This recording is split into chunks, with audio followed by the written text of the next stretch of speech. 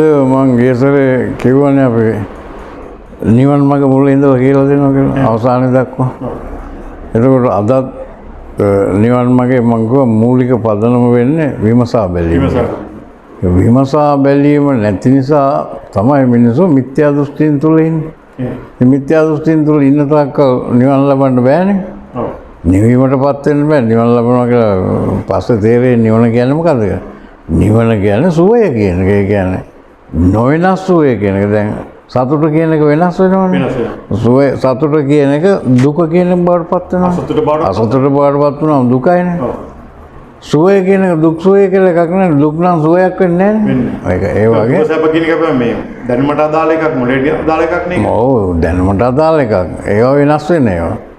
එතකොට දැන් මං කියවනේ ගියසරේ විමසීමෙන් කරන්න ඕන ධර්මයේ විමසීම කියලා. ඔව්. ධර්මයේ වශයෙන් දැන් ලංකාවේ දේශනා කරන අය ඔක්කොම ගිහි පැවිදි දෙගොල්ලම බෞද්ධ සාහිත්‍යයෙන් දේශනා කරන්නේ නැත්නම් ත්‍රිපිටක සාහිත්‍යයෙන්. ඒකෝල ඒක අනුව අරගෙන තමයි නිවන් මාර්ගය කියලා දෙන්නේ. ඒගොල්ලෝ ලියලා කියවලා තියෙන විදියට. අර්ථකථනක් දෙනවා ඒක. ඔව්. මං කියලා දෙන්නේ ඒ වගේ නෙමෙයි ඉන්ද්‍රය. මමත් ඒව ඔස්සේ අවුරුදු 15ක් විතර ගියා සිංහරාජේ අරේ මේ ඉඳලා භාවනා කියනවා ඒ විදිහ ඔක්කොම ඔස්සේ ගියා. දැන් ගෞතම සිද්ධාර්ථ මහ දාර්ශනිකයන් වහන්සේත් ඒව ඔස්සේ ගියානේ. ගියාට ඒ වගේ නිවන් මඟක් නිවීමක් නෑ කියලා තේරුම් අරගෙන තමයි තනියම උන්වහන්සේ එහෙනම් නිවන් මාර්ගය මොකක්ද කියලා හොයාගන්න කියලා. ඒතකොට මම හැබැයි මේ බුදුරෙක් එහෙම කියලා කියන එකක් නෙවෙයි. නැත්නම් හිතනවා මෙන්න මෙයා බුදු වෙන්න හදනවා කියලා. මම එහෙම බුදු වෙන්න හදන්නේ. මොකද මං සෝවාන් වෙලත් නැහැ, සකෘදාගාමී වෙලත් නැහැ, අනාගාමීත් නැහැ, අරහතත් නැහැ, බුද්ධත් නැහැ, අනුබුදුත් නැහැ, මොකක්වත් නැහැ. පස්සේ බුදු මොකක්වත්.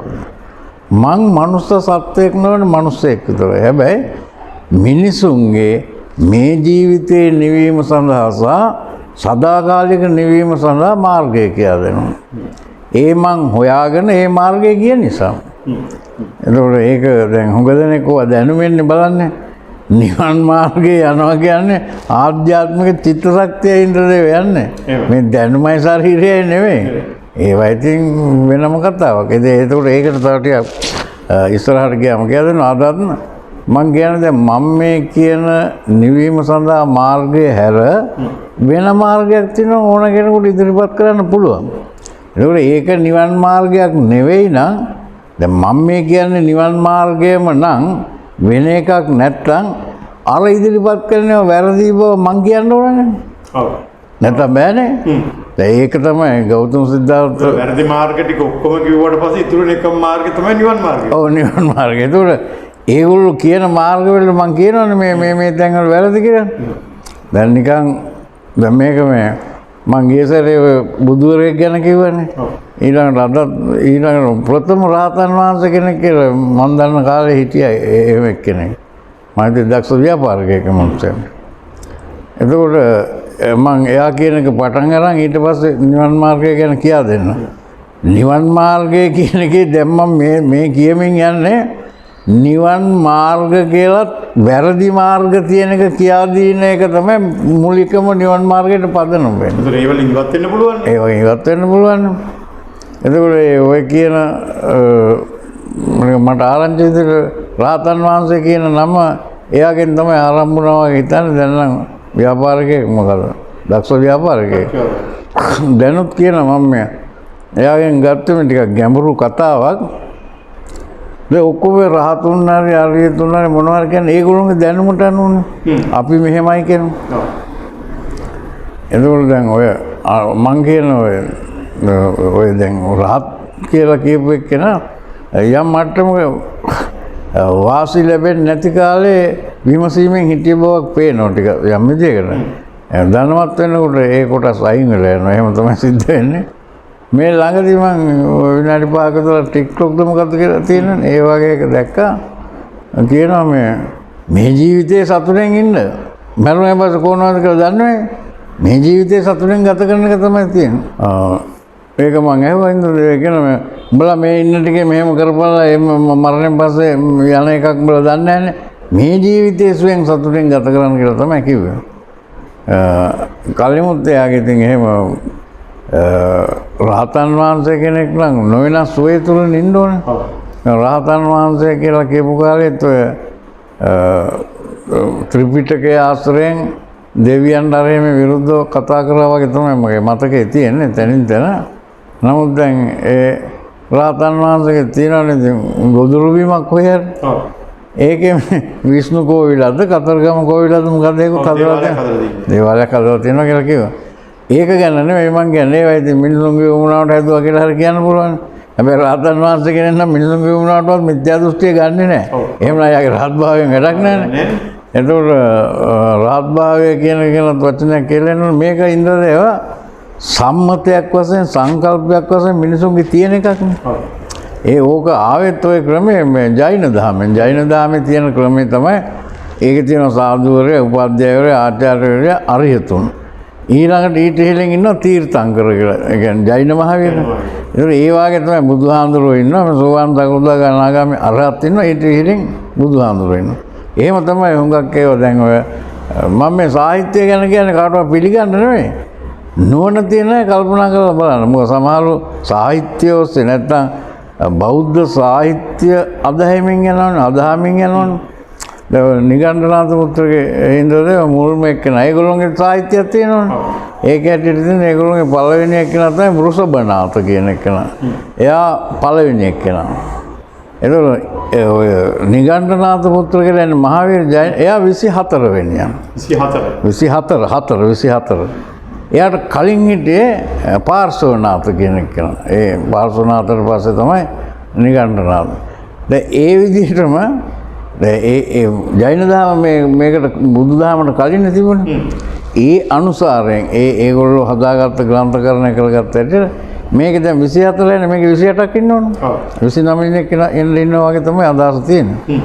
ඔව් ඒ වගේ තමයි. එතකොට දැන් මම කියවනේ සමාජයේ තියෙන පිළිවෙලට අනුව යනවා නම් එතන විමසීමක් නැහැනේ.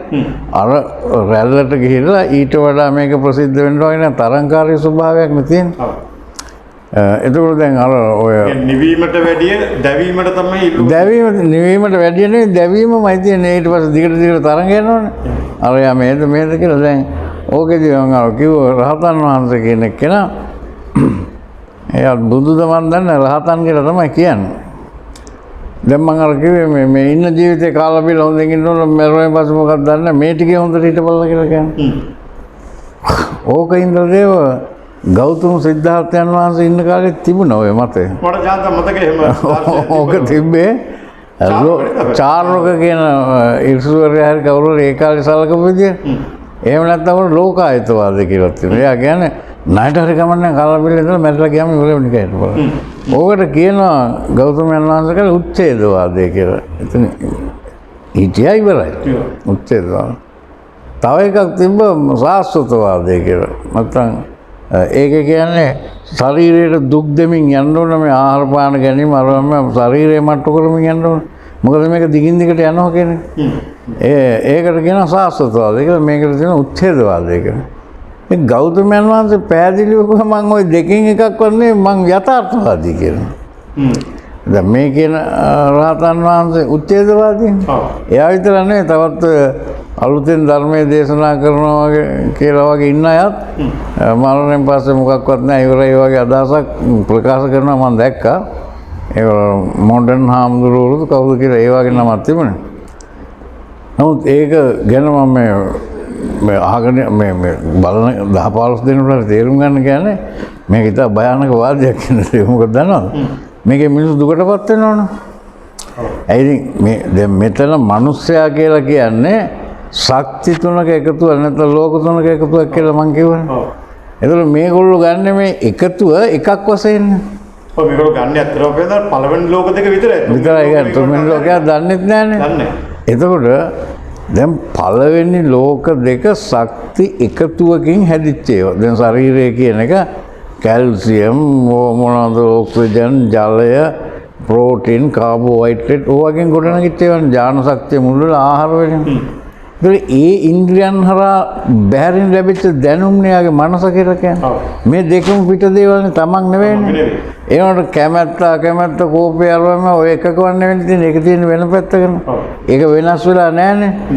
ඒක තමයි ඔය දැන් ඒක දන්නේ නැති නිසා තමයි අරියතුන්ලා රහතුන්ලා කියන්නේ මේ මරුවෙන් පස්සේ ඉවරයි කියන්නේ.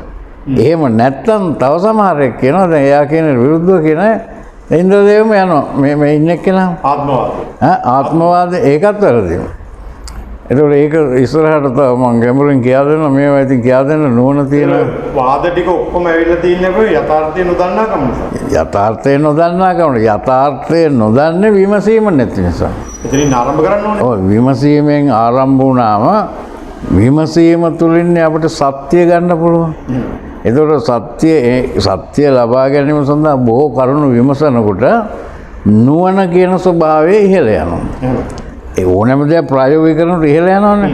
දැන් ඕගොල්ලෝ උනත් ඉන්ද්‍රදේව උනත් ඉස්කෝලේ ගිහිල්ලා මොනවද විද්‍යාංශයෙන් ඉගෙන ගිහිල්ලානේ ඉංජිනේරු කියලා කතිකාචාර්ය කෙනෙක් වුණා. ඒතකොට ඉගෙන ගන්නවා නම් ඒක ගැන ඒකම පුළුල් වෙනවනේ. ඒ වගේ විමසීම කියන එකත් හැම දෙයක් ගැනම සත්‍ය හොයාගෙන යනකොට ඒ වගේ සත්‍ය ලැබෙන්න විමසීම කියන එකේ අර්ථයත් ප්‍රමිතියක් දියුණු වෙනවා. ඒක දියුණු වෙනකොට නුවණ කියන එක සාමාන්‍ය භෞතිකතාවයේ කරුණු ගැන තියෙන නුවණ දියුණු වෙනවනේ. ඊට පස්සේ නුවණින් ඊට පස්සේ විමසනවා මේ සත්‍යයි කියලා ගත්ත ඒවා යථාර්ථයද කියලා. يعني සත්‍යයි කියලා ගත්ත එක නොවෙනස්ව තියෙනවද? අපි සත්‍ය අවබෝධ කරනවා නම් ඒක නොවෙනස්ව තියෙන්න ඕනේ වෙනස් වෙනවා නම් දුක එනවනේ. එහෙමනම් මම කියන එක තේරෙනවද? එහෙමනම් සත්‍යයේ නොවෙනස් తත්වය යථාර්ථයද කියන එක විමසන්න ඕනේ. ඒතකොට යථාර්ථය කියන එක කවදා කවුරු කල්ප කෝටි ගණන් ගියත් යථාර්ථය කියන එක එකයි. ඒක වෙනස.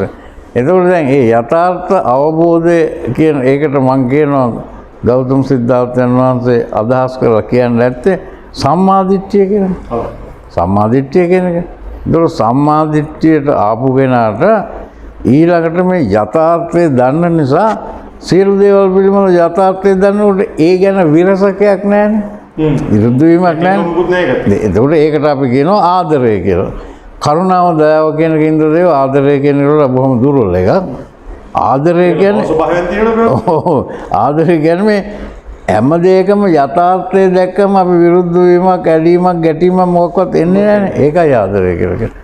ඊට පස්සේ ඒ ආදරයෙන් යුක්තව යථාර්ථවාදී දැනුමෙන් යුක්තව ප්‍රඥාව කියන එක විශාල වෙනවා. චිත්ත ස්වභාවය. ඊට පස්සේ ඒකෙන් දිනක සිටිය හැකි බවක් එනවා. ආන්න ඒකෙන් සිතනකොට තමයි මේ භව ගමන නතර කරන ගමන යන දුෂ්කර භවයන් නැත්තම් කෙලෙස් සහිත භවයන් ඒවා ඉවත් කිරීම වෙන්නේ ඒකෙන්. මං කියුවේ මේ ඉතා ගැඹුරු කරුණු ටිකක්. නමුත් මං ඒ කිව්වේ එතන දක්වා යන්න ඕන නිවීම ලබන්න. බුදු වෙන්න කොහේ හරි ඉතින් කැමති කෙනෙකුට යන්න පුළුවන්. මං කියා දෙන්නේ නිවීම ලබන්න. මේ සදාකාලික සුවයටපත් වෙන්න. ඉතින් එක එක තනතුරු එක එකන දාගෙන හිටියට මගේ විරුද්ධත්වයක් නැහැ. ඒ තනතුරු දාගෙන මේ මිත්‍යා දෘෂ්ටිය දේශනා කරන එක තමයි ටිකක් මේ ඒතකොට මේ දීර්ඝ කාලිනව පරම්පරාවක් නොම ගන්නවනේ. දැන් මෙතෙක්කල් ගියේ නොමක බේනවනේ දැන් රංගපෑම් කරනවා අපි අරහතුන් මේ රහතුන් සෝවන් අර එහෙම කියලා කිව්වම ඒකේ කිසිදු පදනමක් දකින්න බෑනේ දැන්. එහෙමනම් මම නිකන් බෞද්ධ සාහිත්‍ය ආශ්‍රයෙන් අරන් කියන ඊශ්වර රහතන් වහන්සේ ලංකාවෙත් වී වනා ගන්නවත් වෙන 30000 40000 උඩින් යනවා කියලා තියෙනවා. දැන් ඔය ඉන්න අනුබුදුවරි අල්ගොනගෙන යන්න පුළුවන්. එහෙනම් ගිහලා පෙන්නන්න එපා. හෙලිකොප්ටර් එකකින් යනවා. ඔව් එහෙම යනවා. ඉතින් ඒක නිසා ඕක මං කියන මහා දාර්ශනිකයන් වහන්සේ කිව්ව විදිහට නම් එහෙම එකක් නෑ මොකක්වත්. බෞද්ධ සාහිත්‍යයේ තියෙනවා. උන්වහන්සේ කිව්වේ උන්වහන්සේත් යථාර්ථ අවබෝධය ලැබුවා. අනිත් අයටත් යථාර්ථ අවබෝධය ලැබීම සඳහා මම මඟ කියලා දෙනවා. ඉතින් එතකොට ඊට පස්සේ ඔක්කොම අනිත් ඒවා වින්දනය සඳහා තියෙන සාහිත්‍යමය කරුණු නේද? එතකොට අද දැන් මම කිව්වේ දැන් මම සාමාන්‍ය සරල කරන දැන් ඔය වගේ අයට වැඩි කාලයක් වෙන් කිරීමේ තේරුමක් නැහැ. මොකද ඒගොල්ලොත් එක්ක ඉන්නේ භක්තිවන්තයෝනේ, ශ්‍රද්ධාවන්තයෝනේ. ඉතින් ඒ අයට මගේ ධර්මය කවදාවත් අවබෝධ කරන්න බෑනේ.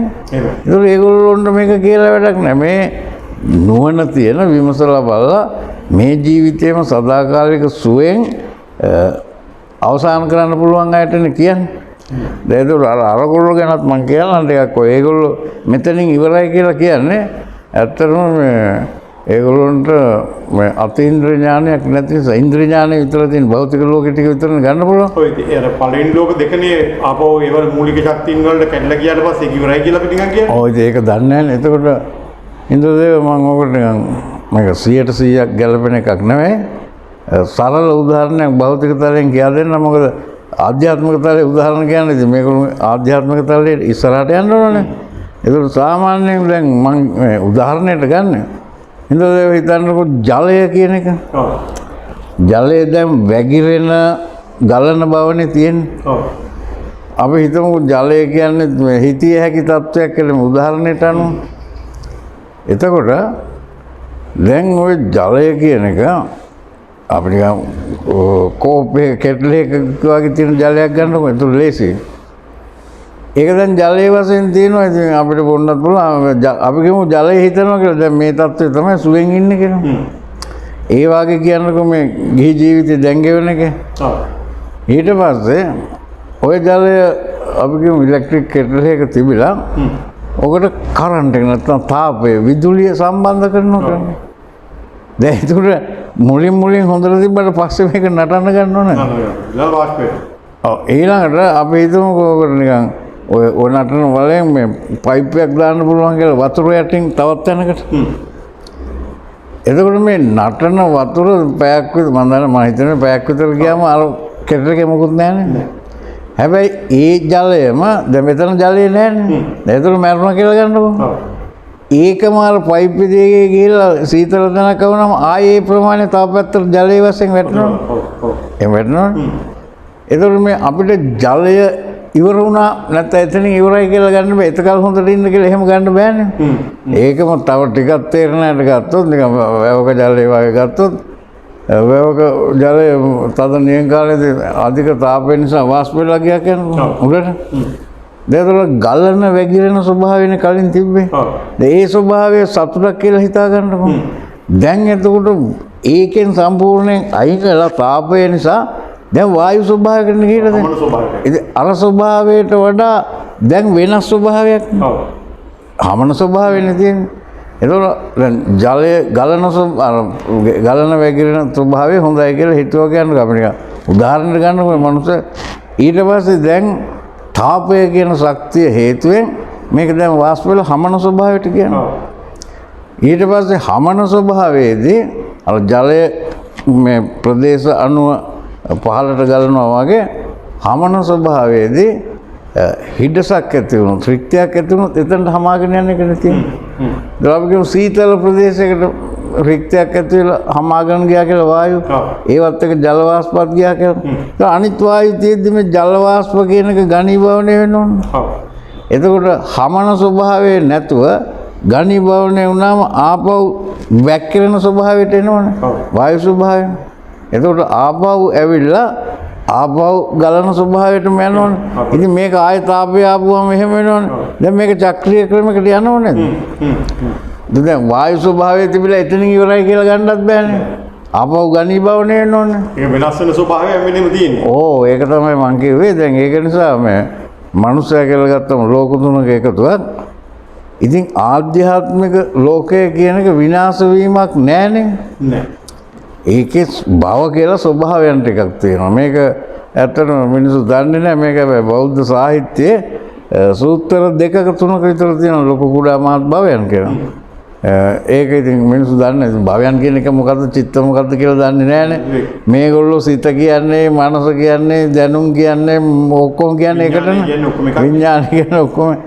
ඉතින් ඒකයි මම විමසන්න කියලා කිව්වේ. අර මං ඕවා ඉඳලා ඔක්කොම බැලුවා කරලත් බැලුවා මේ භාවනා කියනවා සිංහරාජයට මහා ගණවන්තරේ ඒකම දුතාංග රකිමින් බැලුවේ. ඊළඟට ත්‍රිපිටක බෞද්ධ සාහිත්‍යයේ තියෙන ඒවා හොඳටම විමසලා බැලුවා.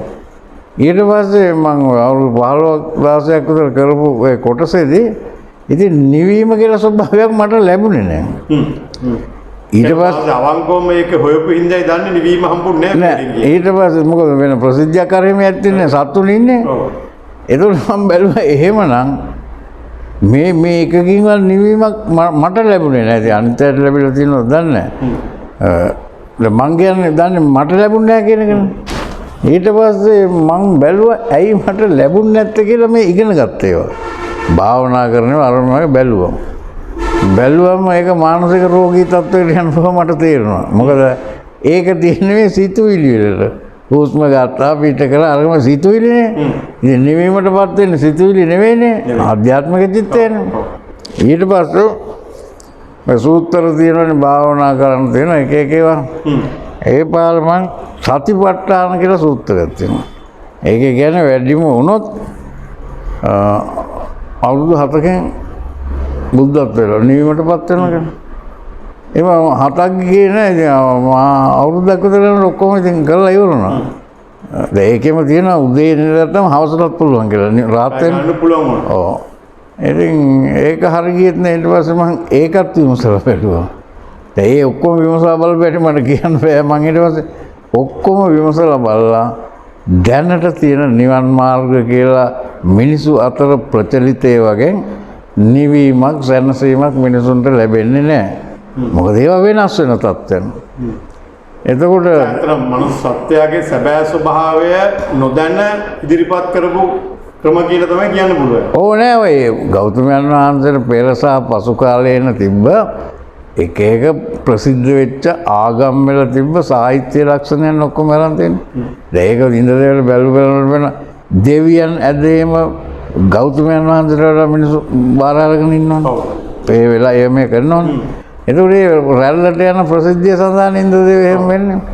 එතකොට දැන් නිකන් ගන්නකො මං රාතුන් අරියතුන් අරමුණු දේශනා කරන ඕනෑම කෙනෙක් ලංකාවේ දේශනා කරන ගිහි වෙන්න පුළුවන් පැවිදි වෙන්න පුළුවන්. බෞද්ධ සාහිත්‍යයෙන් පිට දෙයක් දේශනා කරන්න දන්නේ නැහැ. ඒකනේ දේශනා කරන්නේ. දැන් නිකන් ඉන්ද්‍රදේව බලන්න හොඟ දෙනෙක් කියනවා ඉහළම ධර්මයක් තමයි නිවන් මාර්ගයක් තමයි ලෝභ දෝෂ මෝහ වලින් අයින් වෙන්න කියලා. ඔකට කියන එක එක මෝහක්ය, තණ්හාක්ය, ද්වේෂක්ය ඔම කියලා කියනවනේ. එක එක වචන දාලා එහෙම කියනවා මේ. දැන් ඔකදී මිනිස්සු ආගෙන ඉන්නවා. ඉතින් ලෝභ දෝෂ මෝහ වලින් අයින් වෙන එක නම් නිවන ලබන්න දෙන්නේ. ඔය අනිත්‍යව උගන්වන්නේ මොකටද ඉන්නේ? ඔය තුන විතර නුගන්වනවා. චලයි. ඔක අයින් කරලා ඉවරනේ. ඒක ඊළඟට බලන්න ඕක දැන් මගේ මේක ගැඹුරු විමසීමක්. ඉතින් මෙතන ඇතිනේ නුවණ තියෙන විමසා බැලීමේදී මුලින්ම තේරුම් ගන්න ලෝභ දේශ මොහ වලින් ඉවත් වීම නිවන කියලා ඔය ආර්යතුන් රාතුන් සෝවාන් පහත් උපාසක රාත්මයන් ඔක්කොම කියනවනේ. ඉන්ද්‍රදේව පොඩ්ඩක් විමසලා බලන්න. විමසා බැලීමට නිදහස තියෙනවා. ගෞතම සිද්ධාර්ථයන් වහන්සේ සිතීමේ විමසීමේ නිදහස තමයි මුල් අංකයකට ගත්තේ. ඒක නේද මුත්‍රෙන්නේ? බෑ. ඒ පසු කාලීනව හිටු බමුණු ආගමේ පැවිද්දෝ තමයි ආර්ය උපවාදයට එනවා විමසන්න බෑ. ඔක්කොම කියන විදිහට පිළිගන්න කියලා කිව්වා. එහෙමත් පිළිගන්න හිටියා. තාමත් පිළිගන්නවා. මේ ආචාර්ය මහාචාර්යවරුත් පිළිගන්නවා. මේ උගතුන් කියලා ඉන්නේ. ඒගොල්ලෝ පිළිගන්නවා කියලා තියෙනවා. එතකොට දැන් ලෝභ ද්වේෂ මෝහ ලෝභ කියලා කියන්නේ අපි තණ්හාව කියලා කියන්නේ කැමැත්ත ආසාව රාගය ඕන එකක් ගතයි. ද්වේෂය කියන්නේ විරුද්ධ බව. ඒකට විරුද්ධ බව. වෛරය, ද්වේෂය, කෝපය, ක්‍රෝධය ඕන එකක් ගතයි. මෝහය කියලා කියන්නේ මුලාව, මෝඩකම. එතකොට දැන් මේ තුනෙන් අයින් වෙන්න කියලානේ කියන්නේ. ඔව්. මේ තුන කොහෙද තියෙන්නේ? කොහොමද අයින් වෙන්නේ? කවුද මේ අයින් වෙන්න කියලා උගන්වනවද? ඒක ආවේ කොහොමද? ආවේ කොහොමද ඒකට ඔය ආවේ කොහොමද? ආරම්භය මොකද්ද? ඒක බලන්නේ නැහැ. දැන් ලෝභය කියන එක මේ දැනුම් වලින් ඥානකයෙන් ආපු එකක් නෙවෙයි. ලෝභය කියන එක තිබුණානේ. තිබුණා. ද්වේෂයක් තිබුණානේ. මෝහයක් තිබුණානේ. අපිට බලදේ ගපන් තමයි කිරිබොන්න දවස් දෙකේ දරුවෙක් වුණත් ඒකෙන් ඉවත් කරාම ද්වේෂයෙන් කෑ ගන්නවා. මව් කුසෙදිත් එහෙමයි. එතකොට ඉන්ද්‍රදේව ඕක ටිකක් විමසලා බලන්න. දැන් මිනිසුන්ට ඕන ආගමික කරුණු කවුරු හරි කියලා තියෙන එකක් ඒ විදිහටම ගෙනියන්න. ඒකේ යථාර්ථය දකින්න කැමති නැහැ. ඉන්ද්‍රදේව බුද්ධිමත් කෙනෙක් නම් මේ නිවන් මාගේ යන කෙනෙක් නම් නිවීම ලබන්න යථාර්ථයට නැත්තම් සත්‍යයට සත්‍යයේ යථාර්ථයට නැගෙන්න ඕන. මේ තුනේ යථාර්ථය නිකන් මම සරලව කියන්නම් ප්‍රාථමික මට්ටමෙන්. ලෝභය ඇති වෙනවද මෝඩකම නැත්තම්? ලෝභය ඇති වෙන්නේ නැහැ මෝඩකම නැත්තම්. එතකොට ද්වේෂය ඇති වෙනවද මෝඩකම නැත්තම්? දෙකම වෙනස් වෙන දෙයකට නැති වෙලා තියෙන අපේ හැමෝම. එහෙනම් මෝඩකම නැති කරොත් මේ දෙක ඉති පවතිනවද? පවතින්නේ. එහෙනම් මෝඩකම නේද නැති කරන්නේ. මම මේ කරන්නේත් ඒක තමයි. මොකද විමසා බැලීමෙන් නොයි මෝඩකමෙන් අයින් වෙන්න පුළුවන්. මෝඩ බවෙන් නැත්තම් නොදන්නා බවෙන් අවිද්‍යාවෙන් අයින් වුණාම ආයෙ ද්වේෂයක් මොහයක් කර අෂ්ටලෝක ධර්ම කියලා එහෙමකුත් ඕනද? එහෙමකුත් ඕනේ නේද? දැන් නොදන්නාකමෙන් මෝඩකමෙන් අයින් වෙන්න තමයි සත්‍ය අවබෝධය ලැබීම සඳහා නැත්නම් යථාර්ථ අවබෝධය සඳහා නැත්නම් යථාර්ථ අවබෝධයටම කියන නමක් තමයි නිවීම කියලා කියන්නේ. ඒ සඳහා කියා දෙන්නේ. ඒක මම මතක කරගෙන දැන් බලන්නකො අෂ්ටලෝක ධර්මය කියලා එකක් බොහොම ඉරින් පිළිගන්නවා. ලාභ අලාභ ආයස යස නිന്ദා ප්‍රශංසා දුක සැප. ඕනනම් ගතයි රස්සාව ලැබීම වැඩ තාන්නන් වීම විවාහ වීම දික්කසාද වීම ඕන තරම් ගන්න පුළුවන්. ඒව තියෙනවනේ ඒවා. දැන් මෙතන 8ක් විතරක් අරන් තියෙනවා. දැන් තව ඕනනම් ගතයි කින්දද ඒවා. ළමෙක් ඉපදීම මිය යාම විවාහ වීම දික්කසාද වීම විභාගයේ සමත් වීම ඊළඟ විභාගයේ අසමත් වීම ඕන එකක් දෙපැත්තට තියෙනවා. දැන් ඕකෙත් දැන් පිළිගත්තේ අෂ්ටලෝක ධර්ම හැමෝම කියන අෂ්ටලෝක ධර්මයට ඉන්න කෙනා. ඒ අෂ්ටලෝක ධර්මයට 8ක් ඕනේ නැහැ නේද? දැන් ලාභය කියන එක සැප කියන පැත්තනේ තියෙන්නේ. අලාභය කියන එක දුක වෙනවා. නිന്ദා කියන එක තියෙන දුක කියන ප්‍රශංසා කියන සැපනේ. ඒක උතන දෙකයිනේ තියෙන්නේ. සාමාන්‍ය සරලව ගත්තොත්. ඉතින් අෂ්ටලෝක ධර්මය කියන එක ඉතින් නමුත් ඔක ලොකුවට පිළිඅර ගන්නවා. ඕක Hindu ධර්මයේ තියෙන එකක් නේද? අෂ්ටලෝක ධර්මයේ තව බොහෝ ඒවා තියෙනවා. උපනිෂද් දර්ශනේ තියෙනවා. මම ඒවා කියන්නේ නැහැ. මොකද ඒවා මූලාරම්භය හොයාගෙන මේගොල්ලෝ කියා දුන්නාට මේ ත්‍රිපිටකේවත් මං කියන සූත්‍රවත් කියවන්නේ නැහැ. එතකොට ඉතින් අන්තරය කියලා වැඩක් නැහැ. එතකොට මම දැන් කිව්වේ විමසා බලන්න නිවන ලැබීම සඳහා.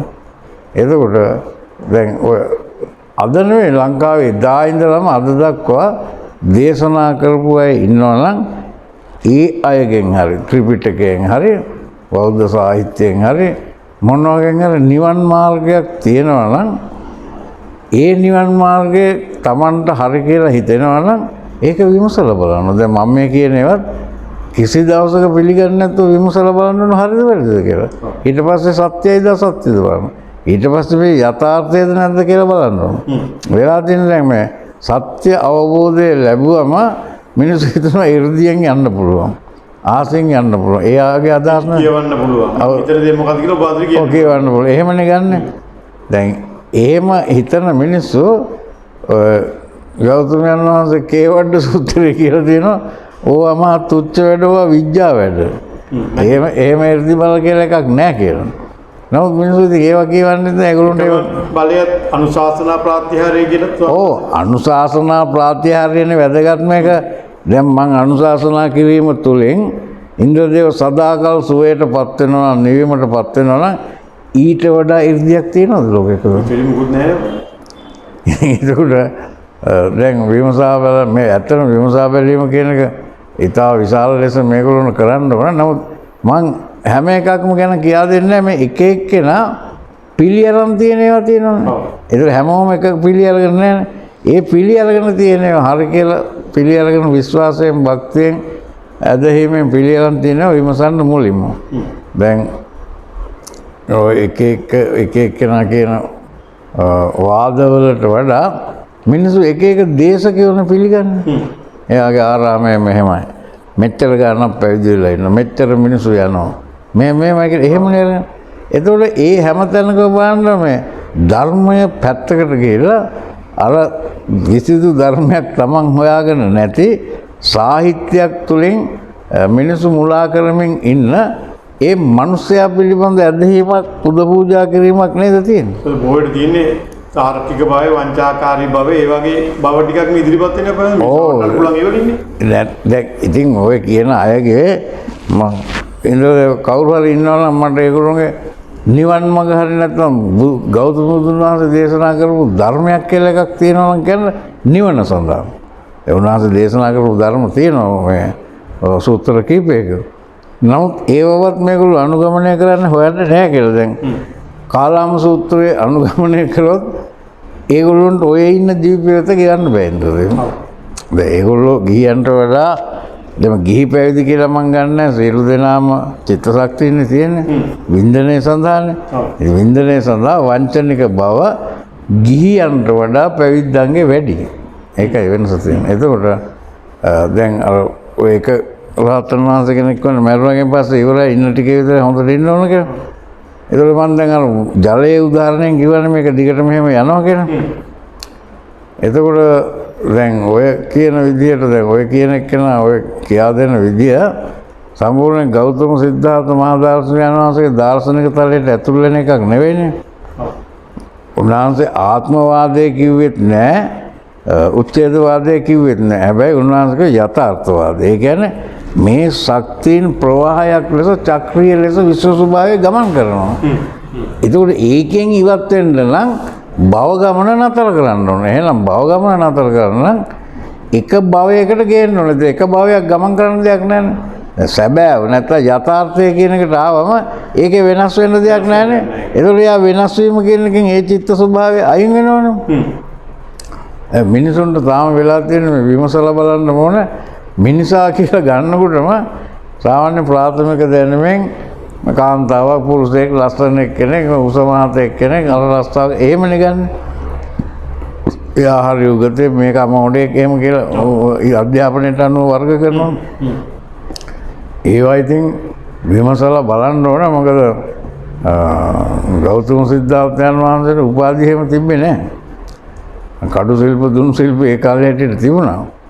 නමුත් මේක ඇත්තටම මේ ඉතින් කිව්වට වැඩක් නැහැ මිනිසුන්ට. ගෞතම සිද්ධාර්ථයන් වහන්සේට කලින් සත්‍ය අවබෝධය ලැබවෝ උන්වහන්සේම දේශනා කරන ලද ගෞතමයන් වහන්සේම දේශනා කරන ලද දාර්ශනික කරුණු දේශනා කර බවට පුරාවිද්‍යාත්මක සාක්ෂියක් තියෙනවා. මම එයාගේ ධර්මය දාලා නැහැ. ගෞතමයන් වහන්සේට කලින් හිටියේ ඒකේ කේන නමක් තියෙන්නේ. හැබැයි එයාගේ අවසන් කටයුතු කරලා එතන චෛත්‍යයක් හදපු එකක්. ඒකත් ඔය ගෞතමයන් වහන්සේගේ ජනපදයේම තව ටිකක් ඈතට වෙන්න තියෙනවා කියලා හොයාගෙන තියෙනවා දැනට කේන කියන ශාස්ත්‍රවරයෙක් කියලා. ඒක කේන උපනිෂද් එකට සම්බන්ධයක් තියෙනවද? නෑ කේන උපනිෂද් ධර්ම ආරම්භයට සම්බන්ධ වුණ නැති.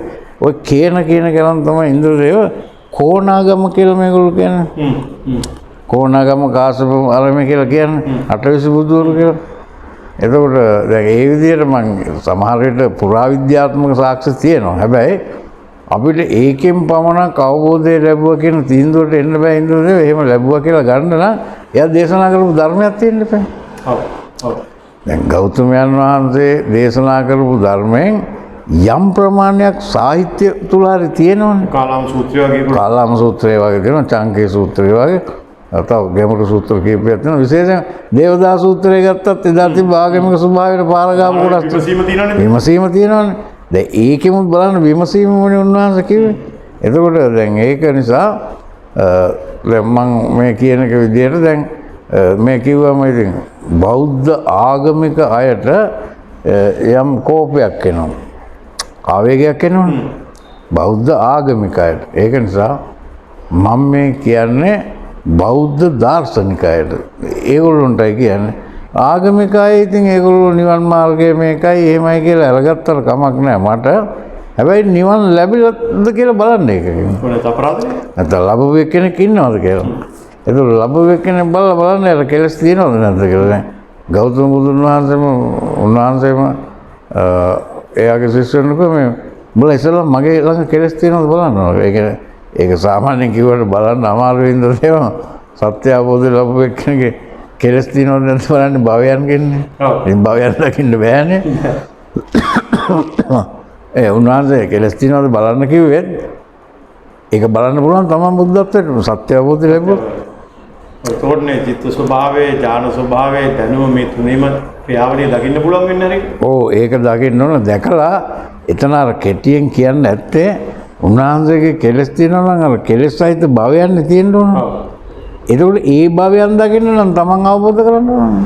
එතකොටනේ අනිත් එක්කෙනා භවය දකින්න පුළුවන්. ඒකත් එහෙම වෙන්න ඇති. එතකොට දැන් ඉන්ද්‍රදේව මං කිව්වේ විමසීම තමයි මුල්ම කොටස.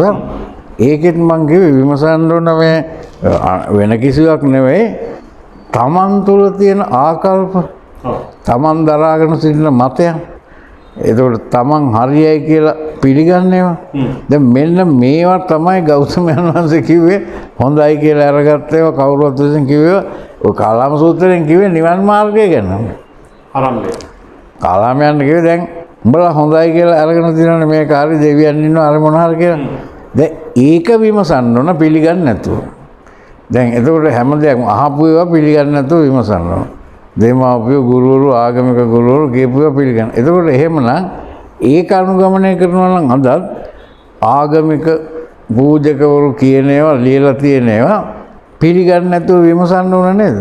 කාලාමරු අහව ප්‍රශ්නෙත් ඔකමනේ පැවද? නේ හැමෝම කියනවා මම කියන එක හරිය අනිත්‍යයි කියන එක වැරදි කියලා. දැන් අපි කොහොමද පිළිගන්න ඕනේ කියලා. ඔව් ඒක තමයි. එතකොට දැන් ඉන්ද්‍රදේවට තේරෙනවද ඒකෙන් කියන විදිහට නම් මේ දේශනා කරන ධර්ම කරුණු මේගොල්ලෝ කියන කතා ඔය බෞද්ධ සාහිත්‍යයේ තියෙනවා සාහිත්‍යයක්මද එයින් බැහැර තියෙනවද කියලා අපි විමසන්න ඕනේ. පරම්පරාවෙන් එන දේවල්. ඔව්. අපිට හරියි කියලා හිතන දේවල්. ඔව්. එතකොට දැන් මම ඒක විමසන හැටි එකක් කෙටියෙන් සරලව කියලා දුන්නා. ලෝභ, ද්වේෂ, මෝහ තුනෙන් අයින් වෙන්න කියලා තමයි රහතන් වහන්සේලා ඔක්කොම කියන්නේ. මම ඒක කිව්වනේ උතන තුනක් නෑ එකයි තියෙන්නේ කියනවා. ඒ එකෙන් අයින් වෙන්න නම් විමසන්න ඕන නේද? ඔව්. විමසන්න නැතුව අයින් වෙන්න බෑනේ. තමයි අයින් වෙන්නේ නැහැ. විමසන්න ඕනේ. ඒකට අවශ්‍ය සැබෑ දැනුම් එන්න ඕනේ. ඔව් ඒක තමයි. ඔව් ඒක තමයි. එතකොට ඒ විමසනකොට පිටින් යම් තරමක් දැනුමක් ආවම ඉඳලා විමසීමේදී තව දැනුම් තමන්ගේ වර්ධනය වෙනවා. ඔක්කොම මං කියලා දෙන්නේ නැහැ මෙහෙම විමසන්න මෙහෙම විමසන්න කියලා. දැන් මං මේ ලෝභ ද්වේෂ මොහ කියන එකෙන් උතන තුනක් නෑ එකයි තියෙන කියලා කිව්වොත් එතකොට ඒගොල්ලෝ ඒ ටික විමසතෑගෙන මෝහය නැත්තම් මෝඩකම නැත්තම් ලෝභය එනවද ද්වේෂය එනවද එහෙම නැත්තම් තව වෛරය අනුන්ව තමන්ට එකක්වත් එනවද මෝඩකම නැත්තම් තමන්ට වෙන දේවල් නෑ ප්‍රහඳුරෝ ඒක බලතැකින් තමන්ට ඔව් තමන්ටම බලන්න පුළුවන් නේ තමන්ටම බලන්න විමසන්න කිව්වා එතකොට මිනිස්සු විමසන්නේ ඒක නෙවෙයිනේ අර ගෙදර කොහමද මේ කොහමද අර රාද්ද මෙයා සෝවාන්ද මෙයා කොහමද මෙයා මොනවද ඒ විදිහට විමසන්න ඕනේ මුලින්ම විමසන්න ඕනේ තමන් තුළ තියෙන ආකල්ප අදහස් මතයන් ඒව හරිද වැරදිද බලන්න ඕනේ දැන් ඔන්න එක හිතන්නකො කොම් පිටින් ආපු ඒවා හරි කියලා පිළි අරගන්නේ දැන් දෙවියන් අපිට පිහිට වෙයි කියලා පිළිගැනීමක් තියෙනවා ඊට පස්සේ යනවනේ බොහෝ දුර බැහැර මම දන්නවනේ කැලේ එකක් යනවනේ අල්ලින්න කැලේ එකක 50කටක් කැලේ යනවා ඈ කැලක් 50 කිලෝමීටර් 50කටක් කැලේ යනවා ඔව් ඒ යන්නේ පිහිටක් ලබන්නනේ දෙවියන්ගේ එතකොට කවදා හරි දෙවියෝ පිහිට වෙලා තියෙනවද Tamanට හරි කාට හරි පිහිට වෙලා තියෙන බවට Tamanට සාක්ෂි තියෙනවද බලන්න ඕනේ සාක්ෂි කලින් හදාගෙන ඉන්නවනේ බෑ දැන් ගිහිල්ලා යනවා අපි පිටරට යන්න ලැබෙයි කියලා බලාපොරොත්තු වෙනවා මෙහෙන් වීසා හම්බෙලා යනවා ඒක හිතන අර තමයි වැඩේ සිද්ධ වුනේ මේ එම්බසි එකකින් නෙවෙයි කියලා අර තමයි වීසා දෙන්නේ මට එහෙම කියපුවා ඉන්නවා එහෙම තියෙනවා දැන් ඒක ස්වභාවයෙන් සිද්ධ වෙන එකක් නේ දැන් ඔය කොයි දෙයියා ළඟට ගියත් අර පවුගෙටිගේ වීසා මොනවාද පාස්පෝර්ට් හදන්න බැරි කාලේ කොයි දෙයියට කිව්වා බෑනේ ඉතින් මිනිස්සු ඒ වෙලාවට ගිහින් කියන්නේ නැහැ සාමාන්‍යයෙන් සිද්ධ වෙන්නේ රජෙන් සිද්ධ වෙනවනේ ඉතින් ඒක එහෙම තමයි එතකොට දැන් ඔය සමහරක් දෙවිවරු නම් අමාරු වෙච්ච වෙලාවලුත් තියෙනවා විභාග පාස් කරන්න සල්ලි අරගෙන ඊට පස්සේ දෙයියන්ටත් අමතනවා කියලා දෙමාපියෝ වේලුණාකින් පස්සේ දැන් මං කිව්වේ දැන් මේ විමසන්න කියලා කිව්වේ දේව සංකල්පය ඒක ගොඩක් ඈතින් දෙන්නේ ගෞතමයන් වහන්සේලාත් කලින් ඉඳලා තියෙනවා එතකොට ගෞතමයන් වහන්සේ ඒව ඔක්කොම ප්‍රතික්ෂේප කරා දෙවියෝ බ්‍රහ්මයෝ ඔය වන්දනාමාන කරන දැන් ඔක්කොම නමුත් ඒක පිළිගන්න බෑනේ ඔය පිළිගන්න බෑ වගේම ගෞතමයන් වහන්සේ ප්‍රතික්ෂේප කරා කියලා ප්‍රතික්ෂේප කරන්න ඕනෙත් නෑනේ වාසික අපි විමසන්න ඕනේ කියන එක අපිත් ඒක දැක දැනගෙන ඒක ප්‍රතික්ෂේප කරන්න ගෞතමයන් වහන්සේ ප්‍රතික්ෂේප කරේ දැකලා දැනගෙන ඉතින් මේගොල්ලෝ දැකලා දැනගන්න නම් මේක විමසන්න ඕනනේ. දැන් මේගොල්ලෝ පිළිගත්තේ දැකලා දැනගෙන නෙවෙයි. නෑ පිළිගත්තේ දැකලා දැනගෙන නෙවෙයිනේ. ඒක දැන් ඔය කිඳා බහලා තියෙන දෙයියන්න කියනවා අර මේ කියන දැන් හුඟක් අවස්ථාවල මේ ඇත්තටම මේ එක එක ධර්මදේශකයොත් කියනවා ඇතිව විහිළු කියන්නේ ඉතාම පහත් වෙලේ විහිළු සමහරෙක් යනවා ඔය මේ දරුවන් ලබා ගන්න කෙනා දෙවියන්ගේ ළමයි නැති එක්කෙනා එතකොට ඉන්ද්‍රදේවන කරන ස්වාධීනව හිතන්න එහෙම නැත්නම් කෙනෙක් ළමයි කම්මුණා කියලා. ඔව්. ඒක දෙයියා නේද දීලා තියෙන්නේ. ඔව් ඒදී. තාත්තා වෙන්න ඕන වෙන්න ඕන. එහෙම නැත්නම් ඕක ඉස්සර තිබ්බා ඉන්ද්‍රදේව Hindu ආගමිකයන් තුල දේවදාසයන් කියලා කොටසක් ඉන්නේ. ඒක තිබ්බ අග්‍රදානය කියලා එකක්. අග්‍රදානය කියන්නේ දෙවියන්ට කාන්තාවගේ සිරුර කැමැති ලෙස පරිහරණය කරන්න දෙන්න ඕන. ඊට පස්සේ පූජකයා කියන්නේ දෙවියන් වෙනුවෙන් ඉන්නේ මං. මම පරිහරණය කරපුවා මේක දෙවියෝ පරිහරණය කරා.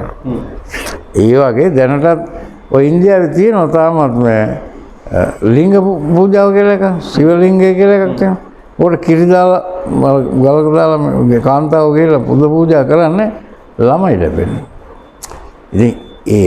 ඉතින් ඒක ඉන්දියාව ගැන මම කියන්නේ ලංකාවේ ගත්තම මේ දැනට විද්‍යාව සාමාන්‍ය 8 10 පන්ති වල ගිය ළමයින්ට තේරෙනවනේ මේ ඩිම්බයක් සහ සුක්‍රාන භෞතිකමය සාධක තුලින් මේක ගොඩනගෙන බව දන්නවනේ.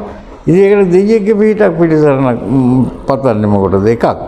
ඊළඟට සාමාන්‍යයෙන් බෞද්ධ සාහිත්‍යයේ කියලා සඳහන් වෙනවා නම් ඉන්ද්‍රදේව මේ සාහිත්‍යමය ගොතපු කතා තමයි. නමුත් මිනිස්සු සාහිත්‍ය පිළිගන්නවනේ ගෞතමයන් වහන්සේ දේශනා කළා කියලා. ඒකේ මංගල සූත්‍රයේ සූත්‍ර ගොඩක් තියෙනවා. මංගල සූත්‍රය කියන එකේ තියෙන්නේ බෞද්ධේව මනුස්සාච මංගලානි අත්‍යන්තම ආකාංකමානසොත්තාන රෝහි මංගල මුත්ත මංගල බුදුහාමුදුරන්ගේ ඇවිල්ලා ඒකට තියෙන ඉතින් අහස බුබුල් වගන දේතනලාමට ආවාලේම කියලා. ඒවා ඉතින් වින්දනයේ සඳහා වින්දනකමක් නැහැ. ඇවිල්ලා අහන්නේ මම ගෞතමයන් වහන්සේ දෙවියෝ මිනිසුන්ගේ මහා කල්පයක් නැත්නම් මේ එක්කෙනෙක්වත් මංගල කරුණ මොනවද කියලා දන්නේ නැහැ. ආවේ ඒ වහගන්න කියන්නේ. එහෙනම් දෙයියට වැඩි ඉහළින් නේද මනුස්ස උත්තරීතර මනුස්ස ස්වභාවයක හිටිය ගෞතමයන් වහන්සේ හිටියේ. ඔව්. ඔව්. හරිද? එහෙනම් උන්වහන්සේගෙන් ධර්මය අහන අය උන්වහන්සේගෙන් කරුණු දන්නේ නැතුව අහගන්න අපුවගෙන් පිට පතන්න ඕන. නෑ. දැන් මගේ මේ විමසා බලන්න මේ සාහිත්‍ය වැඩක් ඇති එකක් නෙමෙයි. ඒ අනුව බැලුවත් මනුස්ස කියන ස්වභාවයේ දේවත්වයට වඩා ඉහළින් නේද තියෙන්නේ. ඔව්. ඊළඟට බ්‍රහ්මයෝ කියන අයත් එක එක කරුණු ගෞතමයන් වහන්සේ ආව කියලා බෞද්ධ සාහිත්‍යයේ තියෙනවනේ. ඉතින් මේගොල්ලෝ අනුගමනය කරන්නේ ඒකනේ. ඒකේ හැටියට බැලුවත් දෙවියන් සහ බ්‍රහ්මයන් කියන අය පාලින්න ඉන්නේ මනුස්සයත්. එහෙම නම් යක්කවරේ ගෞතමයන් වහන්සේ මහලා තියෙනවා මහා බ්‍රහ්මයා හම්බෙච්ච කෙනෙක් ඉන්නවද දැක්ක කෙනෙක් ඉන්නවද ගිහිල්ලා ආපු කෙනෙක් ඉන්නවද යන පාර දන්නවද කියලා. ඔව්. එතනත් ඉන්ද්‍රදේව විමසීමට හොඳ මේ කතාවක් ඔක තියෙන්නේ තෙවිද්දක කියන සූත්‍රයේ දීඝනිකායේ. ඒකේ ඔය තාරුක්‍ය සහ තවත් ප්‍රසිද්ධ ගුරුවරු දෙන්නෙක් ශිෂ්‍යයෝ දෙන්නෙක් මේ බ්‍රහ්මයා හම්බෙන්න ලෝකෙට යන පාර ගැන පාර කියනවා. දැන් නිවන් මඟ කියනවා. දැන් නිවන් මඟ එක එක්කෙනා කියනවා. ඒ සිතුවිල්ලක් ඇතුළේ ඒ මොහොතේ නිවන තියෙන කියලා සනවාදෙන් කියන්නේ. තව සමහර කෙනා ලෝභ දේශ මොහොනේ ගන්න, සමහර කෙනා සතිපට්ඨාන, සමහර කෙනා චතුරාර්ය සත්‍ය අවබෝධ කරගන්න, සමහර පටිච්චසමුප්පාදය ආදී වශයෙන් තියෙන. ඒ වගේ අර දෙන්නගේ ඒ ගුරුවරු දෙන්න උගන්වලා තියෙන විදිහට මේ ලොකු දෙන්න අතර තරංගයක් වාද විවාදයක් කරනවා බ්‍රහ්ම ලෝකයට යන පාර හරිය කියලා මං කියන පාර කියන්නේ කවුද කියලා. හරි පාරේ ඉතින් දෙන්නාට විසඳ ගන්න බෑ. ඊට පස්සේ දෙන්නම එකගෙන අපි ගෞතමයන් වහන්සේගෙන් අහමු කියලා කියනවා. උන්වහන්සේගෙන් අහන්නේ උන්වහන්සේ කියන මේ තේජක කියන සූත්‍රයේ තියෙන දීගණක මේ ප්‍රේමල ගිහිලා තියෙනවා බ්‍රහ්ම ලෝකෙට. බ්‍රහ්ම හම්බෙලා තියෙනවා. නෑ අපි ගිහිල්ලා නෑ අපි යන්න. ඊට පස්සේ උඹලට උගන්වපු පාරවල් උගන්වපු ගුරුවරයා ඉන්නවනේ. ඒ ගුරුවරු ගිහිල්ලා ඇවිල්ලා තියෙනවා බ්‍රහ්මයා හම්බෙලා ඒ ලෝකෙට කියලා. නෑ ඒගොල්ලෝ ගිහිල්ලා නෑ. තියෙන එක අටක වාමදේවල උන්වහන්සේ දුකක් කිව්ව කියලා සූත්‍රයේ තියෙනවා. ඊට පස්සේ ඒ ගුරුවරයාගේ ගුරුවරයා එහෙම කවුරු හරි බ්‍රහ්මයා හම්බෙලා ඒ ලෝකෙට ගිහිල්ලා ඇවිල්ලා තියෙන අය ඉන්නවද කවුරුහරි? එහෙම නෑ. ඊට පස්සේ උන්වහන්සේ කියනවා උඹලා ಜಾති අන්ධයෝ කියන්නේ උපතින්ම අන්ධයෝ. ඒ කියන්නේ එහෙම පාරක් යන ඉඳලා ගිහිල්ලා එන්න ඕන නෑ. ඔව් දැන් තව සූත්‍රයක තියෙනවා බ්‍රහ්මයෝ මේ ඇවිල්ලා ප්‍රශ්නත් ඇහුවා කියලා. ඔව්. යන්නේ අහගෙන තිබ්බනේ අපි මේ. ඒක දෙන්නේ. එතකොට දැන් ඒකෙන් මම කිව්වේ දැන් ඒ වාගේ උන්වහන්සේ එතනත් විමසීමට නේද ඉඩ දුන්නේ. ඔව්. දැකලා දැනගන්නනේ පස්සාම ජාලංක. ඒතකොට අර දෙන්නට කිව්වේ උඹලා එහෙම එකක් කියනවා නම් උඹලා ඒ ලෝකෙට ගිහිල්ලා ඒ පාර දැනගෙන බ්‍රහ්මයා දැකලා ආපු අය වෙන්න ඕන. එහෙම නැත්නම් උඹලා ඒ ගුරුවරයා ගිහිල්ලා ඇවිල්ලා තියෙනවා. ඒ වගේ මම මේකෙන් ගත්තේ ටික අමාරුවක් නෑ. නිවන් දකින්න ධර්මයේ දේශනා කරන අය ඉන්නවනේ. ඔව්. ඒගොල්ලෝ නිවීමට පත් වෙලා තියෙන්න ඕනේ නේද? ඕ නැත්නම් ඒක නැත්නම් කොහොමද ඒගොල්ලෝ නිවීම ගැන කියන්නේ? ඔය බෞද්ධ සාහිත්‍යයේ තියෙන ඒවා නිවීමට මේකයි කියලා එක එක අය කොටස් කරගෙන වෙන් කරගෙන ඉන්නවා. සමත විදර්ශනා භාවනාව කියලා කොටසක් ඉන්නවා, සතිපට්ඨාන කියලා කොටසක් ඉන්නවා, චතුරාර්ය සත්‍ය කියලා කොටසක් ඉන්නවා, පටිච්චසමුප්පාද කියලා කොටසක් ඉන්නවා, ලෝභ දේශ මොහ වලින් එහෙම ඉන්නවා. දැන් මේ එක්කෙනෙක්වත් ඒ වගේ නිවීමට පත් වෙලා තියෙනවද ඉඳලා? පත් වෙලාද කියලා ඒගොල්ලන්ගේම තමයි අහන්නේ. ඉතින් ඒගොල්ලෝ පත් වෙලා නම් ඒගොල්ලොන්ට පැහැදිලිව ඒ යාගේ දර්ශනය කිව්වම අනිත් අයට ඒක විමසන්න ඉඩ දෙන්න ඕන නේද? ඔව් ප්‍රශ්න කරන්න ඉඩ දෙන්න ඕනේ. ප්‍රශ්න කරන්න ඉඩ දෙන්න මේක කොහොමද දෙන්නේ මේක කොහොමද දෙන්නේ කියලා. දැන් නිකන් මම ගත්තොත් ඒක පොත්වල තියෙන ඒවා කියලා හරියන්නේ නැහැ. පොතේ තියෙන එක දැන් පටිච්චසමුප්පාදේ කියන එක ගත්තොත් මම නිකන් සරලව කියන්නේ අවිද්‍යාව පත්‍ය සංඛාරා කියලා කියන්නේ. ඒ දිගටම යන්නේ අවිද්‍යාවෙන්. එතකොට හේතුඵල ධර්ම කියලා ගන්න. ඉතින් ඒක නිවනක් ලබන්න බෑනේ. ඒකේ තියෙන අවිද්‍යාවෙන් මෙහෙම ඇති වෙනවා කියලා. මං කියන එක මම නිකන් සාමාන්‍යයෙන් කියනකො අවිද්‍යාව පත්‍ය සංඛාරා සංඛාර පත්‍ය විඥාන විඥාන පත්‍ය නාම රූපං නාම රූප පත්‍ය සදායතන සදායතන පත්‍ය පස්සෝ පස්ස පත්‍ය වේදනා වේදනා පත්‍ය තණ්හා තණ්හා පත්‍ය උපාදාන උපාදාන පත්‍ය භව භව පත්‍ය ජාති ජාති පත්‍ය දුක්ඛ දෝමනස පායස සම්භවන්ති කියලා තියෙනවා. දැන් මේ නැවත ඉපදීම දක්වා එන ටික තමයි මේ කියන්නේ. එහෙමනේ මිනිස්සු ගන්නෙ. ඔව්. එතකොට මේකට හේතුඵල ධර්ම කියලා කියනවා. එතකොට දැන් අවිද්‍යාවෙන් මේ ඔක්කොම ඇති වෙන්නේ. ඔව්. සිංහලෙන් කිව්වොත් අවිද්‍යාවෙන් සිතුවිලි ඇති වෙනවා. ඒ සිතුවිලි වලින් සිත ඇති වෙනවා. එතකොට ඒ සිතෙන් නැවත සිතුවිලි ඇති වෙනවා. නාම රූප කියලා කියනවා. ඒ සිතුවිලි තමයි රූප වේදනා සංඥා සංකාර විඤ්ඤාණ. ඊට පස්සේ කියන ඒ සිතුවිලි වලින් ආයතන දැන් ඒ සිතුවිලි වලින් ලැස් කන්නාස ශරීරයේ දිව ශරීරයේ මොලේ නැත්නම් මනස ඇති වෙන්නේ ඒ සිතුවිලි. එහෙම නේද ඇති වෙන්නේ? ඒ ක්‍රියාත්මක නිදිය නම් හරි අපහැදිලිද? හරිද? ඒකෙන් ඇති වෙනවා. ඊට පස්සේ ඒ සදායතන නිසා පස්ස ස්පර්ශයන් එනවා. ඇස් කන වල නාස වල. ඒතකොට ඒකෙන් වේදනාවක් ඇති වෙනවා. විඳීමක්. ඒ විඳීමට තණ්හාව ඇති කරගන්නවා. ඊට පස්සේ තණ්හාව උපාදාන කරනවා, තදින් අල්ල ගන්නවා. එතකොට භවයක් සම්බන්ධ වෙනවා ඒකට. භවය නිසා නැවත උපත ලැබෙනවා. උපත ලැබිලා ආය දුක් දුම්නස් එනවා කියලා තමයි ඒක එහෙම කියන්නේ. දැන් මේක මම වැඩි විස්තර කරන්නේ නැහැ. මොකද මේක තරම් විස්තර කරන්න වැදගත් තත්ත්වයක් නෑ මොකක්වත් ඒක. එතකොට ඕක දැන් තියෙන්නෙම නැවත අවිද්‍යාවෙන් නම් සිතුවිලි ඇති උනේ ආයි ඉස්සරහට දුක කියන එක කියන්න ඕනද නේද? ඒක අනිවාර්යනේ. දැන් අවිද්‍යාවෙන් නම් ඇති උනේ තණ්හාව වරම කියන්නේ මේ අවිද්‍යාව කියන එක නැති කරගන්න නේද ඕනේ? ඔව් ඔව්. ඒ අවිද්‍යාවෙන් යුක්තව නම් යන්නේ ඒක දුකයිනේ. එතකොට මේ අවිද්‍යාව නැති කිරීම සඳහා නේද කියලා දෙන්න ඕනේ. ඒක සඳහා තමයි මම මේ කියන්නේ අවිද්‍යාව කියන්නේ මෝහය කිව්වත් මිත්‍යාව කිව්වත් නොදන්නාකම කිව්වත් මෝඩකම කිව්වත් ඔක්කොගෙම කියන්නේ යථාර්ථය දන්නේ නැති බව. එතකොට ඒ මෝඩකම නැත්තම් නොදන්නා බව තමන් තුළ පවතින්නේ තමන් තුළ තියෙන දැනුම් වලින් හරියයි පිළිඅරගෙන හොඳයියි පිළිඅරගෙන තියෙන අදහස නරකයි වැරදි දුකයි කියලා පිළිඅරගෙන තියෙන අදහස් තියෙනවා. ඒවා තමන්ගේ දැනුමට අනුවනේ අරන් තියෙන්නේ. එතකොට තමන් හරියයි දෙවියෝ ඉන්නවා අයිය නායකයරේ සාමාන්‍ය හරි මේ කතල් ගමල්ලි අපිට මෙහෙම කරයි කියලා හිතනවා. දැන් කොහොම ඉන්ද්‍රදේවට මතකද යුද්ධ සමයේදී ඔක්කොම බාර වෙලා යන්නේ. ඔව්. නමුත් මැරෙනවනේ. ඊට පස්සේ දෙයියන්ගේ කතාවක් නැතුව කරන පෙර කර්ම කියලා. ඒ විදිහට මිනිස්සු නිවන් මගෙන් පිළිගත් එක අතාරින්න කැමති නෑ. ඒකට වෙන හේතු දක්වනවා. නිවන් මගෙන් බැහැර කරන්න වින්දනාත්මක ලෙසින් සාහිත්‍යමය අදහස් ඉදිරිපත් කිරීමනේ කරන්නේ. ඔව්. දැන් ඒක නිසායි මං කිව්වේ දැන් බුදුවරු රාතන් වහන්සේලා එහෙම කියන අය ඉන්නවනේ. ඒතකොට ඒගොල්ලෝ මේක කවුරු හරි ඒගොල්ලෝ ශිෂ්‍යයෝ 10-15 දෙනෙක් හරි බලයිනේ. බලලා මට කමෙන්ට් එකකින් දාන්න මේ ඔබ වහන්සේ කියන විමසා බැලීම සත්‍ය දැකීම, සත්‍යයේ යථාර්ථය දැකීම, සත්‍යයේ යථාර්ථය තුලින් නැත්නම් යථාර්ථය තුලින් ආදරය ගොඩ නැගීම, නැත්නම් යථාර්ථය කියන එකම සුමට ලෙසින් ගන්නවා, සුමුදු ලෙසින් දැඩි නැතු ඒක තමයි ආදරය කියන්නේ. ඒක පදනම් වෙලා ප්‍රඥාව ගොඩ නැගෙනවා. ඊට පස්සේ ප්‍රඥාව තුලින් චිත්ත ස්වභාවයේ තියෙන කෙලෙස් සහිත භවයන් ක්‍රමක්‍රමයෙන් දුර්වල කරලා ඉවත් කරනවා. ඊට පස්සේ අවසාන ඉතුරු වෙන්නේ ආදරය සහ ප්‍රඥාව කියන දෙකේ එකතුව. ඒක එක භවයක් වෙනවා. ඒක තමයි ධම්ම භවය වෙන්නේ.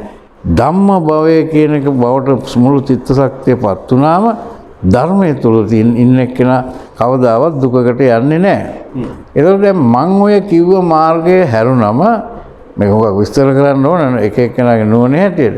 මේ හැරුණම වෙනත් මාර්ග තියෙනවා නම් පැහැදිලිව කියන්න මේකයි මාර්ගය. මෙන්න මේ භාවනා කරන්න ඕන. සමත විදර්ශනා භාවනා කරන්න. ඒ විදිහට කිව්වම මට ඒකට ඒගොල්ලන්ට විමසන්න කියලා දෙත හැකි විමසුවේ නැත්තේ මොනවද විමසන්න ඕනේ මොනවද කියලා.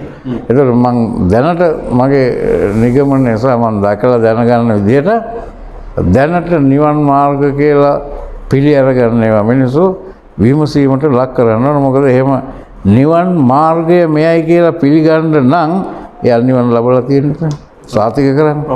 එහෙම නැත්නම් එයා ඒ නිවන් මාර්ග විමසා බලමින් ඒක ඔස්සේ යන්න ඕනනේ. නිවන් ලැබෙනවද නැද්ද කියලා.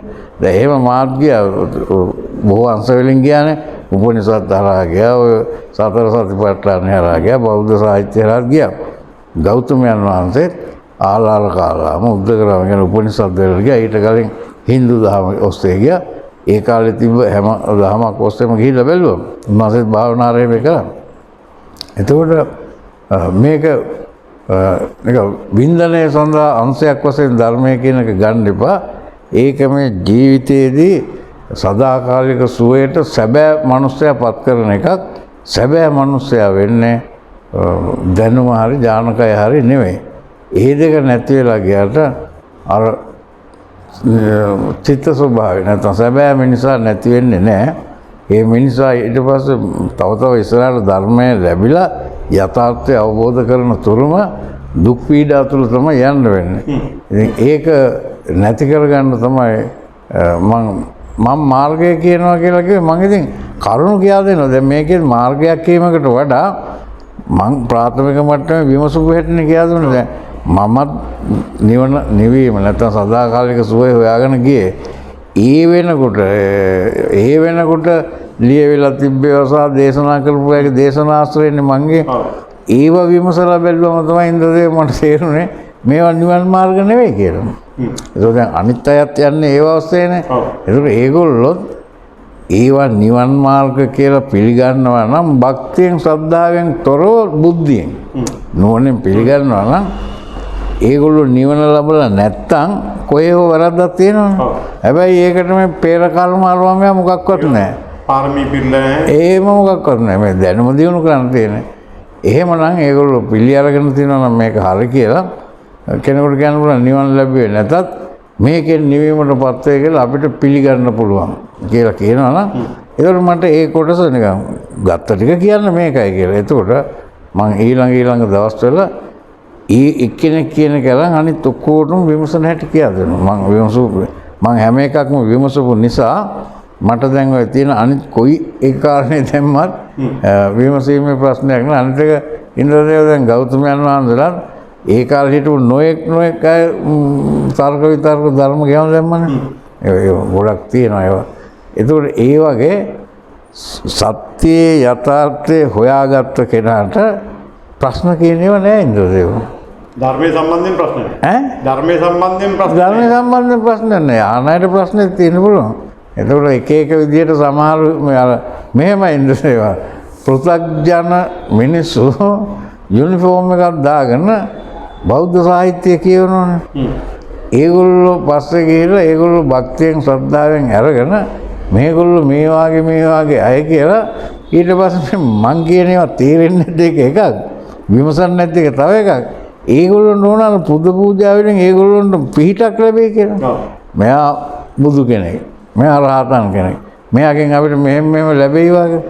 ලැබෙන දෙයක් තියෙනවා ලැබෙන්නේ කවදාවත් නිවන ලැබෙන්නේ නැහැ දුකමයි දෙකට ලැබෙන්නේ ඒක නිසා අදත් ඉඳලා මම මුලින් පටන්ගෙන යන්න ඕනනේ මේක එහෙම නිකන් අර 1-2 දිගම ගඟ මොකද්ද ලංකාවේ ලෝකයේ දිගම ගඟ මොකද්ද කියලා එකකින් උත්තර දෙන්න පුළුවන් එකක් නෙවෙයි මේගොල්ලෝ මේ විමසන්න කියලා කියන්නේ සිතන්න කියන එක විමසනවා කියන්නේ සිතුවිලිනේ මෙන්න මේ සිතන්න ඕන විදිය භක්තිය ශ්‍රද්ධාව ඇදහිම පුද පූජා හරි අපේ කට්ටිය ආවල් කට්ටිය කියලා එහෙම බෙදාගෙන ගත්තොත් විමසන්න බෑ විමසන්නේ නම් තමන් ඉස්සලා නිදහස් වෙලා ඉන්නවා ස්වාධීන වෙනවා කිසිදු මතයකට එන්නේ නැතුව අපිට සැබෑ හොයා ගැනීම අවශ්‍යතාවය තියෙනවා ඔව් එතකොට එහෙම බලලා ඒ අනුව දැන් සමහර මම ඉඳේට බලන දාන ප්‍රශ්න වලින් තේරෙනවා මේ මිනිස්සු කොයිතරම් අසීරු තත්වයක ඉන්නේ කොයිතරම් මිත්‍යා දෘෂ්ටි විසින්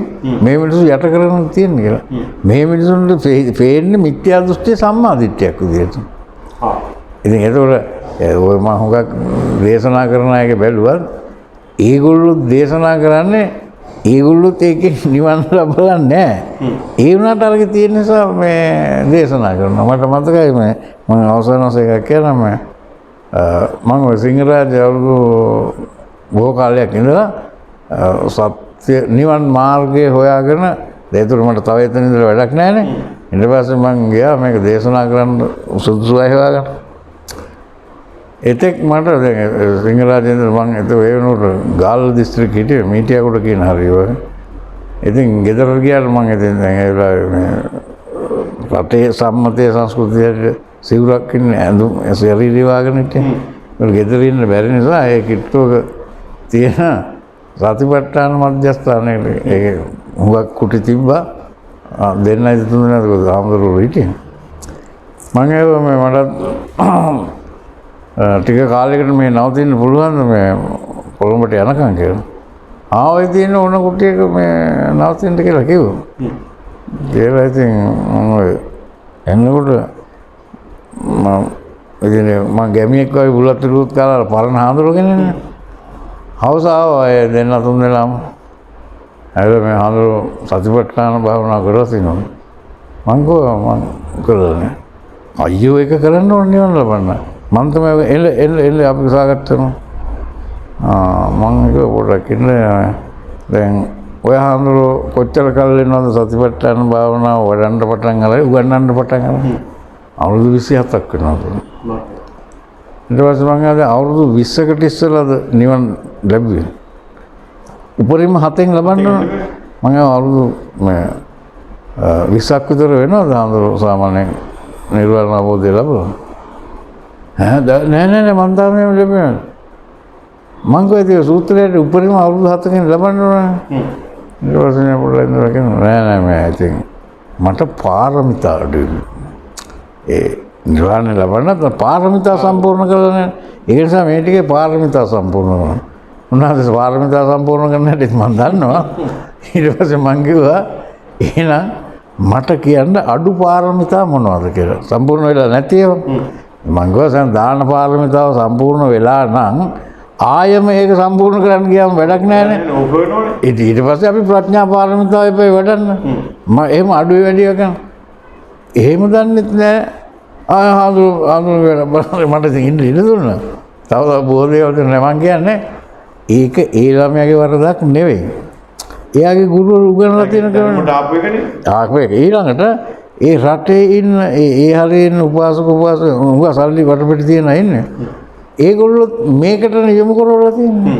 ඉතින් මෙයා ශ්‍රේෂ්ඨත්වයේ තිබිලා මේක හරිය කියලා ඒගොල්ලෝ ඉතින් ඔක ඉඳලා භාවනා කියන එක මිනිසුන්ගක් එළමෙන්නේ මේ විමසන්න දෙයක් නැහැනේ. කියන එක මෙහෙම හිතේ හිතා ඉන්න එකනේ තියෙන්නේ. ඊට පස්සේ ඒක ඉවරුනම හිතන එක ඉවර වෙනවා ඇත්තට. ලැබෙන දෙයක් නැහැ මොකක්වත්. හොඳයි මම අදත් කියලා දුන්න ඉඳලා ටිකක් ආගමික කරුණු හරි ධාර්මික කරුණු හරි මොනවා හරි මම අර කිව්ව විදිහට විමසන්න මම දැන් කිව්වා අටලෝ දහම කියන එක අට කියන එක දෙකක්ද තියෙන්නේ ලෝභ ද්වේෂ මොහ කියන එක එකයිද තියෙන්නේ මේක අයින් කරගන්න නම් මේක කොහෙද තියෙන්නේ අයින් කරගන්නේ කොහොමද ඔය කියන අය අයින් කරගන්න තියෙනවද කියලා ඒගොල්ලෝගෙන් අහගන්නවා ඒක තේරෙනවද? හොඳයි ඉන්ද්‍රදේව. දැන් අවසාන වශයෙන් කියන්න තියෙන්නේ මං කියන්නේ මේ මං කිව්වේ නිවන් මාර්ගය. මේ මූල අවස්ථාව මේක හැර වෙන එකක් තියෙනවා නම් මට කමෙන්ට් එකකින් දාන්න ඕක නෙවෙයි මේකයි නිවන් මාර්ගය. හොඳයි? හොඳයි අපි ඊළඟ දවසේ